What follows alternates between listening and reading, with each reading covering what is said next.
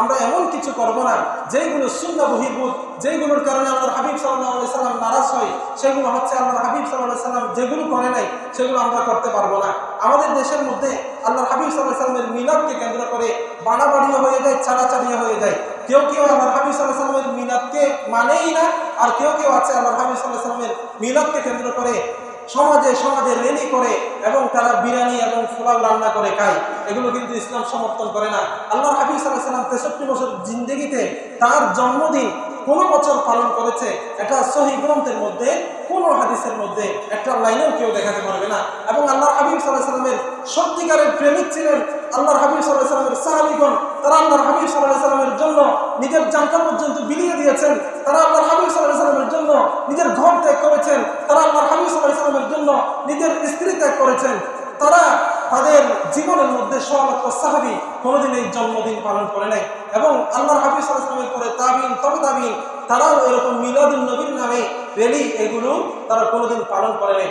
অতএব বুঝা গেল এগুলো হচ্ছে বিদআত। আমাদেরকে এই সমস্ত বিদআতি কর্মকাণ্ড থেকে, ইসলাম হচ্ছে আমল করার নাম, ইসলাম হচ্ছে পালন করার নাম, ইসলাম হচ্ছে কাজের নাম, ইসলাম সংস্কৃতির নাম নয়, ইসলাম সৌন্দর্যের নাম নয়। ইসলাম যদি সৌন্দর্যের নাম হতো তাহলে আল্লাহর হাবিব সাল্লাল্লাহু আলাইহি সাল্লাম তৎকালীন যুগে মসজিদে নববীকে তিনি স্বর্ণের মসজিদে রূপান্তরিত করতে পারতেন। وقال تعالى في شان حبيبه آمرا ومخبرا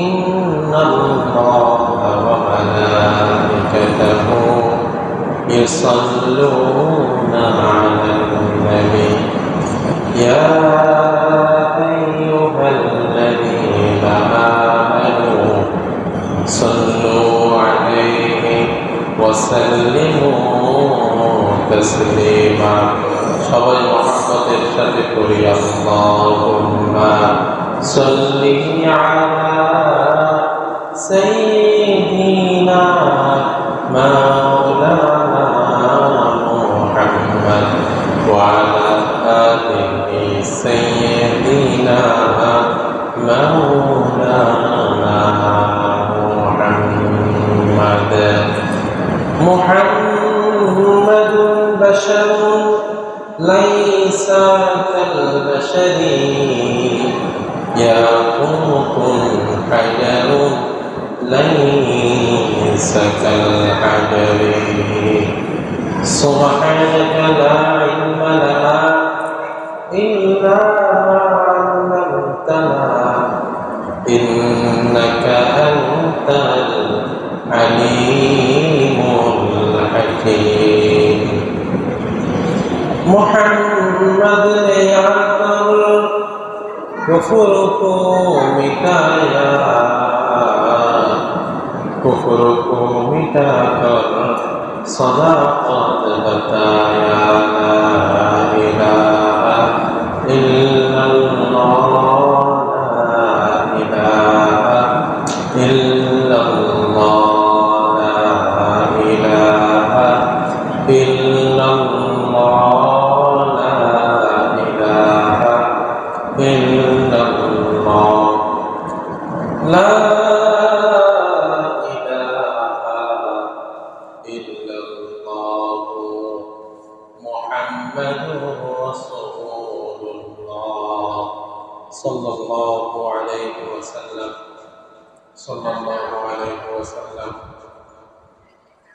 আলহামদুলিল্লাহ মহান রব্বুল আলামিনের আলিশান শাহী দরবারে লাখো কোটি শুকরিয়া যে মহান মুনিব আমাদেরকে অত্যন্ত মায়া করে দয়া করে ভালোবেসে হায়াতে বাঁচিয়ে রেখে আল্লাহ পাক রব্বুল আলামিনের মহান হুকুম জুমার নামাজ আদায় করার জন্য আগে ভাগে মসজিদে আসার তৌফিক দিয়েছেন।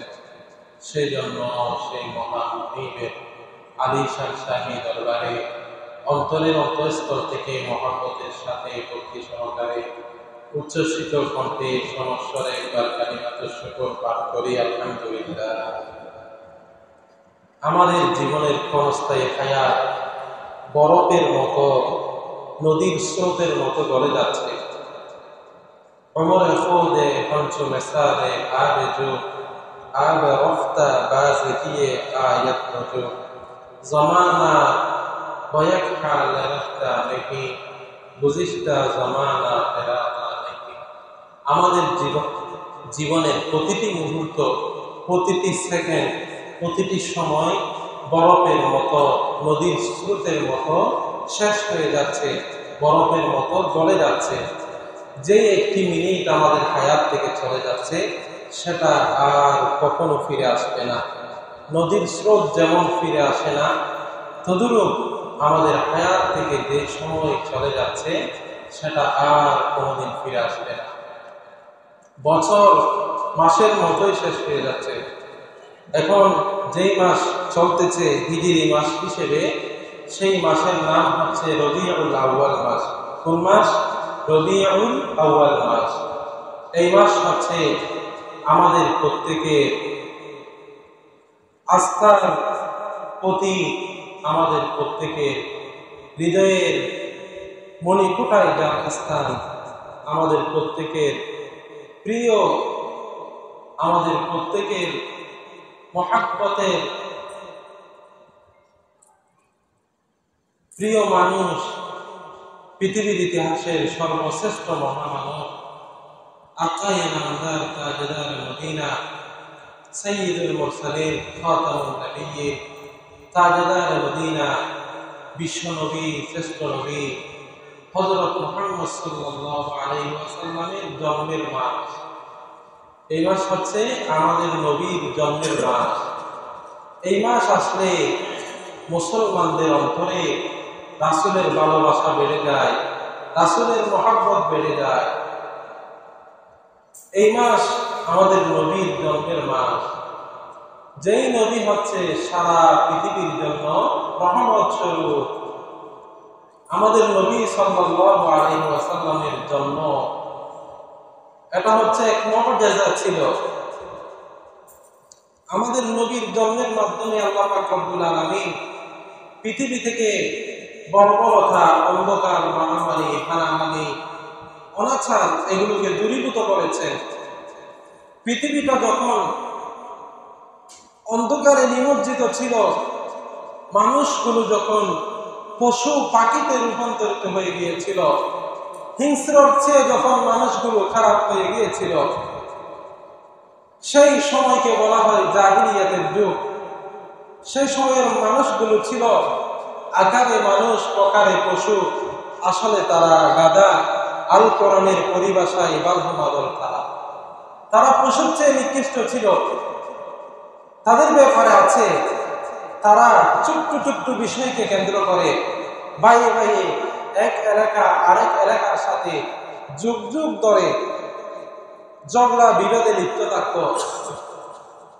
এবং তারা যে এতটা হিংস্র ছিল, তাদের নিজের কন্যা সন্তান মানুষের লজ্জার ভয়ে তাদেরকে কি খাওয়াবে এটার ভয়ে নিজের কন্যা সন্তানকে জীবিত অবস্থায় মাটিতে দাফন করে ফেলত, মাটিতে পুঁতে ফেলত। নাউযুবিল্লাহ। তাদের ব্যাপারে কথা আছে, সেই যুগের মানুষগুলো উলঙ্গ অবস্থায় চলাফেরা করত।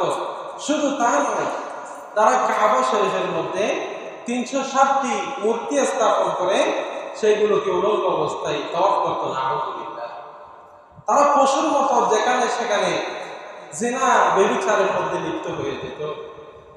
সেই যুগের সর্বনিকৃষ্ট মানুষগুলোকে আল্লাহ পাক রব্বুল আলামিন হেদায়েতের দিশা দেওয়ার জন্য আমাদের নবী, পেয়ারা নবী, বিশ্ব নবী হযরত মুহাম্মদ সাল্লাল্লাহু আলাইহি ওয়াসাল্লামকে রবিউল আউয়াল মাসে এই পৃথিবীর জমিনে পদার্পণ করেন। সুবহানাল্লাহ। আমাদের নবী সাল্লাল্লাহু আলাইহি ওয়াসাল্লামের যে জন্ম, সেটা ছিল হকের জন্ম। আমাদের নবী সাল্লাল্লাহু আলাইহি ওয়াসাল্লাম সাধারণ কোনো মানুষ ছিল না, তিনি হলেন মহামানব, মানবতার মুক্তির দিশারি। তার জন্ম যখন হয়েছিল, তখন আমাদের নবী সাল্লাল্লাহু আলাইহি ওয়াসাল্লামের আম্মা জান, একজন মা সন্তান জন্মগ্রহণ করার সময় যেই কষ্টটুকু অনুভূত করে, সেই হযরত আমিনা আলাইহিস আলাইহিসসালাম কিঞ্চিত পরিমাণ কষ্ট অনুভূত করে নাই। এবং সন্তান জন্ম হওয়ার পর নিফাস বাহির হয়, পিরিয়ড চলে, কিন্তু আমাদের নবী সাল্লাল্লাহু আলাইহি ওয়াসাল্লাম জন্মগ্রহণ করার পর মা আমিনা রাদিয়াল্লাহু আলাইহা সালামের কোনো ধরনের পিরিয়ড চলে নাই, নিফাস বাহির হয় নাই।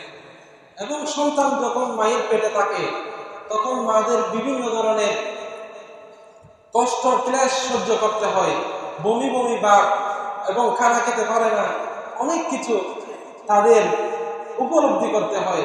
কিন্তু হযরত আমিনা আলাইহিস সালাম বলেন, আমার সন্তান পৃথিবীর ইতিহাসের সর্বশ্রেষ্ঠ মহামানব হযরত মুহাম্মদ সাল্লাল্লাহু আলাইহি সাল্লাম যখন আমার পেটে ছিল তখন আমি কোনো কিছু খবরও পাই নাই, টেরও পাই নাই। সুবহানাল্লাহ।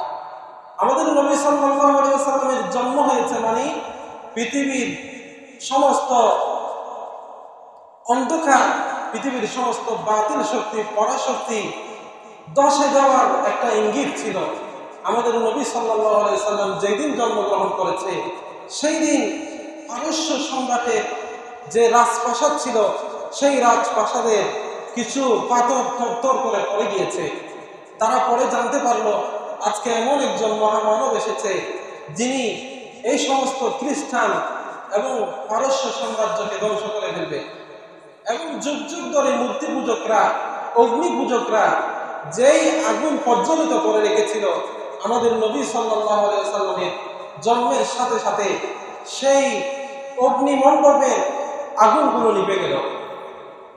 ওয়াকুল জাআল হাক্কু ওয়া যাহাকাল বাতিল, হক যখন চলে আসে তখন বাতিল টিকে থাকতে পারে না। সেই আমাদের নবী আসার সাথে সাথে বাতিলের তখ্তের মধ্যে কাঁপন শুরু হয়ে গেল। আমাদের নবী সাল্লাল্লাহু আলাইহি ওয়াসাল্লামের ইতিহাস, আমাদের নবী সাল্লাল্লাহু আলাইহি ওয়াসাল্লামের সিরাত বর্ণনা করে কেউ শেষ করতে পারবে না। পৃথিবীর ইতিহাসে যত লেখক আছে তারা আমাদের নবীর ব্যাপারে সিরাত গ্রন্থ লিখতে আছে, এখনো লিখছে, ভবিষ্যতে লিখবে, তবু আমাদের নবীর সিরাত বর্ণনা করে শেষ করা যাবে না। আমাদের নবী হলেন মহামানব। একজন মানুষের যা গুণ থাকা দরকার সবগুলো গুণ আমাদের নবী সাল্লাল্লাহু আলাইহি সাল্লামের মধ্যে 100% ছিল। আমাদের নবী সাল্লাল্লাহু আলাইহি সাল্লামের ভিতর কোনো ধরনের ত্রুটি, জাহিরি ত্রুটি, বাতিনি ত্রুটি, শারীরিক ত্রুটি, মানসিক ত্রুটি, কোনো ধরনের ত্রুটি আল্লাহ রাব্বুল আলামিন আমাদের নবীকে দেয় নাই। একজন মানুষ আরেকজন মানুষকে যেই সব কারণে ভালোবাসে, যেই সব গুণে ভালোবাসে, সবগুলো গুণ আমাদের নবী সাল্লাল্লাহু আলাইহি সাল্লামের মধ্যে 100% ছিল। একজন মানুষ আরেকজন মানুষকে কি কারণে ভালোবাসে? এক নাম্বার জামাল।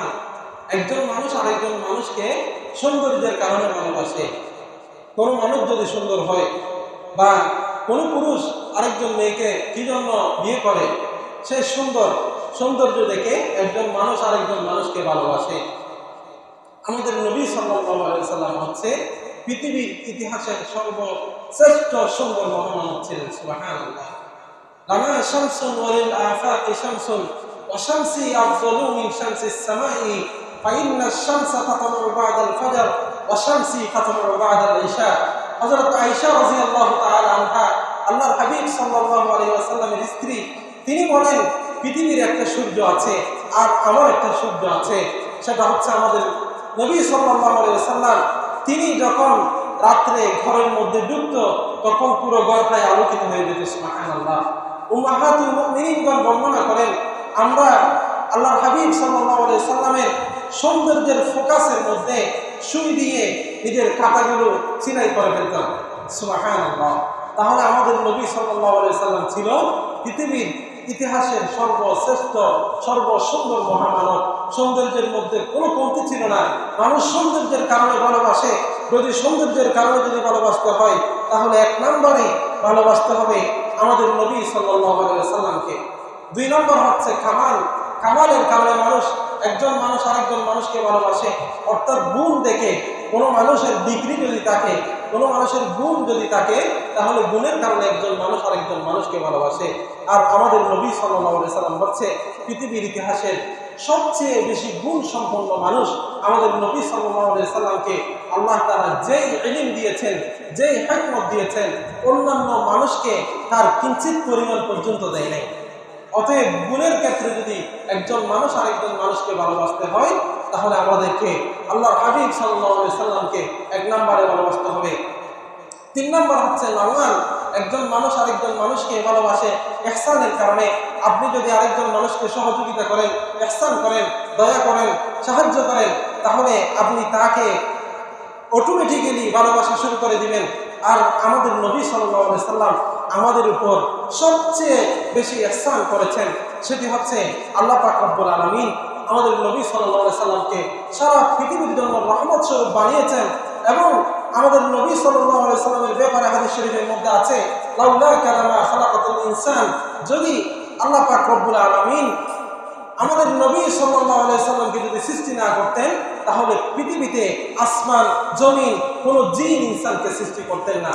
আমাদের নবী সাল্লাল্লাহু আলাইহি সাল্লাম আমাদের উপর শুধু দুনিয়াতে ইহসান করেছেন তা নয়, তিনি পরকালে যখন মা নিজের ছেলেকে ভুলে যাবে, ছেলে মাকে ভুলে যাবে, স্ত্রী স্বামীকে ভুলে যাবে, স্বামী স্ত্রীকে ভুলে যাবে, নেক আমলের কারণে একজন আরেকজন থেকে পলায়ন করবে, ইয়াউমা ইয়াফিরুল মারউ মিন আখি, সেই দিন আমাদের নবী সাল্লাল্লাহু আলাইহি সাল্লাম আমাদের উপর ইহসান করবেন। তিনি উম্মতি উম্মতি উম্মতি বলে আল্লাহর কাছে সিজদা করে আমাদের জন্য সুপারিশ করবেন। অতএব ইহসানের কারণে, দয়ার কারণে যদি কাউকে ভালোবাসতে হয়, তাহলে 1 নম্বরে আমাদের নবী হযরত মুহাম্মদ সাল্লাল্লাহু আলাইহি সাল্লামকে ভালোবাসতে হবে। 4 নম্বর মানুষ যেই কারণে একজন মানুষ আরেকজন মানুষকে ভালোবাসে, সেটি হচ্ছে কারাবতের কারণে, আত্মীয়তার সম্পর্কের কারণে, নিকট আত্মীয়তার কারণে। আর আমাদের নবী সাল্লাল্লাহু আলাইহি সাল্লাম হচ্ছে আমাদের প্রত্যেকের দ্বীনি পিতা, রূহানি পিতা, যিনি আমাদেরকে শরীয়তের পথ দেখিয়েছেন, সঠিক পথ দেখিয়েছেন, সরল পথ দেখিয়েছেন, জান্নাতের পথ দেখিয়েছেন, যার কারণে আমাদের পরকাল উজালা হয়ে যাবে। তিনি হচ্ছেন আমাদের দ্বীনি পিতা, তার সাথে আমাদের দ্বীনি সম্পর্ক আছে, দ্বীনি আত্মীয়তা আছে। এই জন্য কাউকে যদি আত্মীয়তার কারণে যদি ভালোবাসতে হয়, 1 নম্বর আমাদের নবী সাল্লাল্লাহু আলাইহি ওয়াসাল্লামকে ভালোবাসতে হবে। অতএব আমাদের নবী সাল্লাল্লাহু আলাইহি সাল্লামের আগমন এই রবিউল আউয়াল মাসে ঘটেছে। আমাদের নবী সাল্লাল্লাহু আলাইহি সাল্লামের আগমন উপলক্ষে আমাদের করণীয় কি, বর্জনীয় কি, এটা আমরা সংক্ষেপে জানি। তারপর আমি শেষ করে দিচ্ছি। আমাদের নবী সাল্লাল্লাহু আলাইহি সাল্লাম দুনিয়াতে আগমন করেছে, এটাকে বলা যায় হচ্ছে বিলাদত, জন্ম। আমাদের নবী সাল্লাল্লাহু আলাইহি সাল্লাম যে দুনিয়াতে এসেছে, এই জন্য প্রত্যেকটা মুসলমানকে খুশি উদযাপন করতে হবে, খুশি পালন করতে হবে, প্রত্যেকের অন্তরের মধ্যে খুশি উদযাপন এটা থাকতে হবে। এটা হচ্ছে আমাদের নবী সাল্লাল্লাহু আলাইহি সাল্লামের বিলাদতের কারণে আমাদের খুশিটা অটোমেটিক্যালি প্রত্যেকের থাকতে হবে। কিন্তু এই যে আল্লাহ রাসূল সাল্লাল্লাহু আলাইহি ওয়াসাল্লামের জন্ম, এটা কিন্তু পালন করার জিনিস না, এটা হচ্ছে মানার জিনিস। পালন করতে হবে রাসূল করিম সাল্লাল্লাহু আলাইহি সাল্লামের জীবনে, 63 বছর জীবনে আমাদেরকে যা শিক্ষা দিয়েছেন তা হচ্ছে পালন করতে হবে। উইলাদত, জন্ম যেটা আছে সেটা হচ্ছে মানতে হবে। আল্লাহ রাসূল সাল্লাল্লাহু আলাইহি সাল্লামের জন্ম যেহেতু রবিউল আউয়াল মাসে হয়েছে, আমাদেরকে এই মাসের মধ্যে করণীয় কি এবং বর্জনীয় কি? এই মাসের মধ্যে আমাদের 1 নম্বর করণীয় হচ্ছে আল্লাহর হাবিব সাল্লাল্লাহু আলাইহি সাল্লাম লাকাদ জাআকুম মিনাল্লাহি নূরুন ওয়া কিতাবুম মুবিন, আল্লাহর হাবিব সাল্লাল্লাহু আলাইহি সাল্লাম পৃথিবীতে আল্লাহর পক্ষ থেকে একটা নূর এবং কিতাবুম মুবিন, কোরআন নিয়ে এসেছেন এবং সুন্নাহ নিয়ে এসেছেন। আল্লাহর হাবিব সাল্লাল্লাহু আলাইহি সাল্লাম পৃথিবীতে এসেছেন কোরআন এবং সুন্নাহকে বাস্তবায়ন করার জন্য। তাহলে আল্লাহর হাবিব সাল্লাল্লাহু আলাইহি সাল্লামের যেই মিশন ছিল, সেই মিশনের স্পৃহা আমাদের অন্তরের মধ্যে লালন করা, এটা হচ্ছে রবিউল আউয়াল মাসের শিক্ষা। রবিউল আউয়াল মাস থেকে আমাদেরকে শিক্ষা নিতে হবে আমাদের নবী সাল্লাল্লাহু আলাইহি ওয়াসাল্লামের যে সমস্ত সুন্নাহগুলো আছে, যেগুলো আমাদের সমাজে বাস্তবায়ন হচ্ছে না।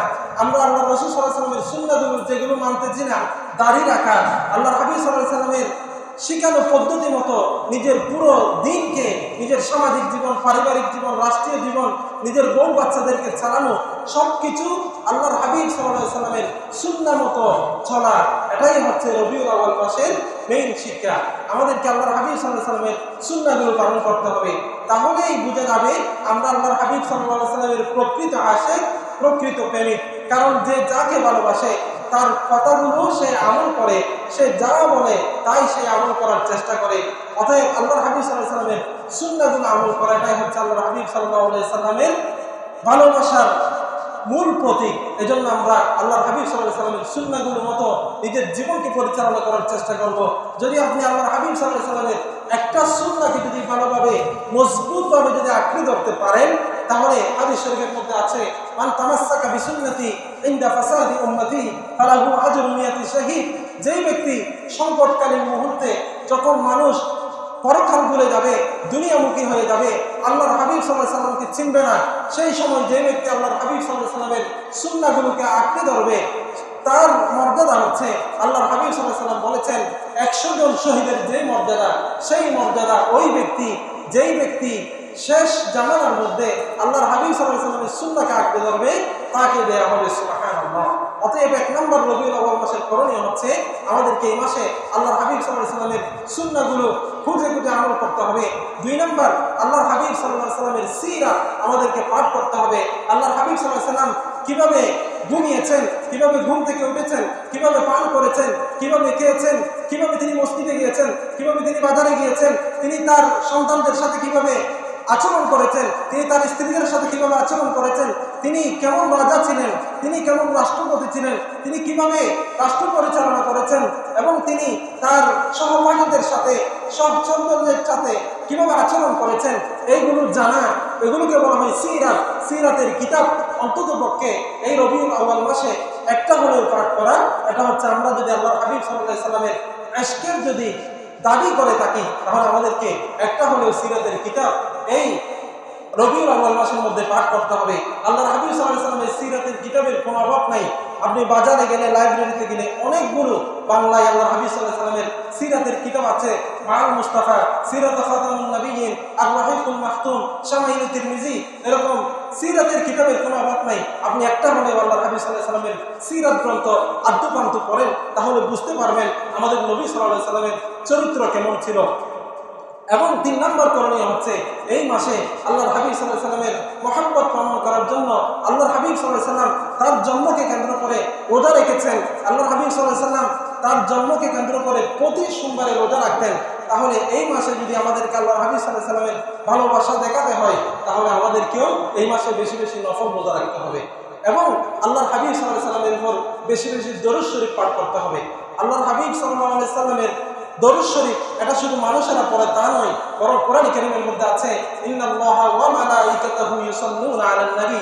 আল্লাহ পাক রব্বুল আলামিন এবং ফেরেশতাগণ আল্লাহর হাবিব সাল্লাল্লাহু আলাইহি ওয়াসাল্লামের উপর দরুদ পড়ে, অর্থাৎ আল্লাহ তাআলা আল্লাহর হাবিব সাল্লাল্লাহু আলাইহি ওয়াসাল্লামের মর্যাদা বৃদ্ধি করতে থাকে এবং ফেরেশতারাও আল্লাহর হাবিব সাল্লাল্লাহু আলাইহি ওয়াসাল্লামের মর্যাদা বৃদ্ধির জন্য দোয়া করতে থাকে।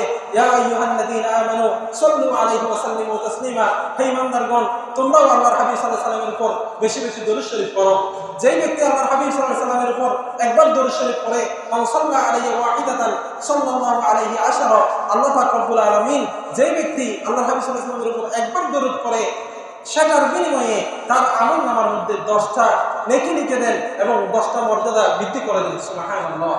দরুদ শরীফ পড়লে আপনার নিজের লাভ। আপনি যদি দরুদ শরীফ পড়েন, কাল কিয়ামতের ময়দানে আপনাকে দেখার সাথে সাথে আল্লাহর হাবিব সাল্লাল্লাহু আলাইহি ওয়াসাল্লাম চিনে ফেলবেন এবং আপনাকে যতক্ষণ জান্নাতে ঢুকাতে পারবে না, ততক্ষণ পর্যন্ত আল্লাহর হাবিব সাল্লাল্লাহু আলাইহি ওয়াসাল্লাম আল্লাহর কাছে সুপারিশ করতে থাকবেন। সুবহানাল্লাহ।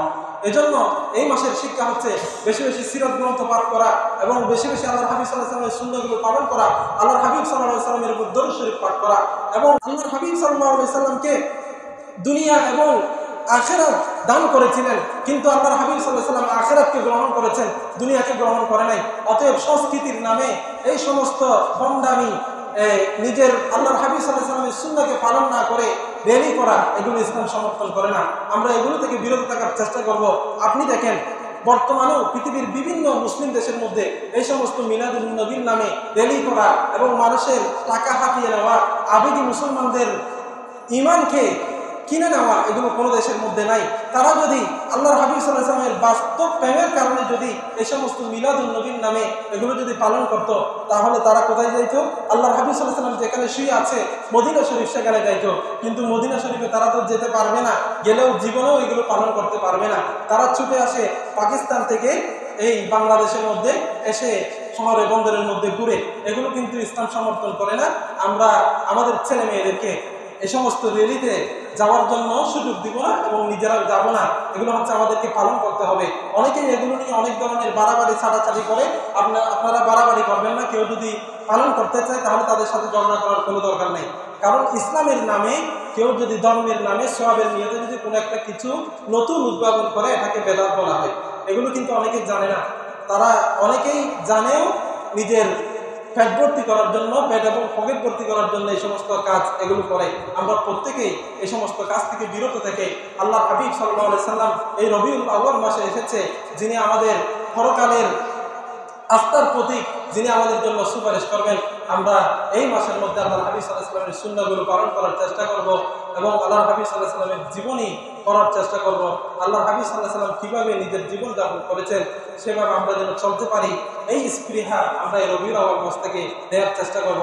আল্লাহ পাক রব্বুল আলামিন আমাদেরকে মরণ পর্যন্ত আল্লাহ পাক রব্বুল আলামিনের তরিকা এবং আল্লাহ হাবিব সাল্লাল্লাহু আলাইহি সাল্লামের সুন্নাহ মতো জীবন পরিচালনা করার তৌফিক দান করুন।